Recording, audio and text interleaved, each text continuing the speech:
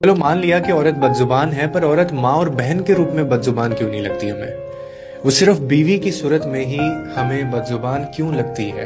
اس کا مطلب جانتے ہیں کیا ہے؟ اس کا مطلب یہ ہے کہ غلطی کہیں نہ کہیں ہم میں بھی ہوتی ہے۔ سوچنے کی بات یہ ہے کہ لہجہ وہی ہوتا ہے، زبان بھی وہی ہوتی ہے، عورت بھی وہی ہوتی ہے، مگر ہمارا جو زاویہ ہے، جو دیکھنے کا اینگل ہے، وہ بدل جاتا ہے۔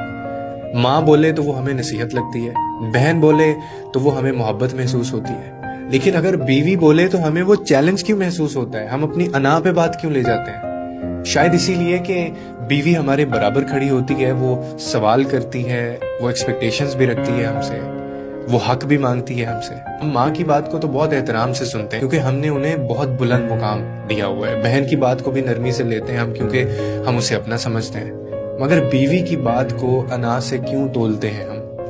اور جہاں انا بیچ میں آ جائے نا، وہاں ہر لفظ جو ہے وہ آپ کا بے معنی ہو جاتا ہے۔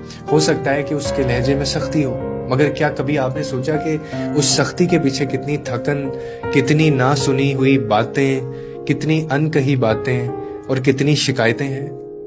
اکثر عورت کی آواز تب بلند ہوتی ہے جب اسے بار بار نہیں سنا جا رہا ہوتا، جب اس کو سمجھا نہیں جا رہا ہوتا۔ رشتے میں نا صرف یہ دیکھنا کافی نہیں ہوتا کہ کون کیا کہہ رہا ہے، یہ بھی دیکھنا ضروری ہے کہ ہم اسے کس نظر سے سن رہے ہیں۔ اگر ہم صرف انصاف سے سن لینا تو شاید ہمیں اندازہ ہو کہ مسئلہ صرف اس کی زبان میں نہیں بلکہ ہمارے اپنے کہیں نہ کہیں رویے میں بھی ہے۔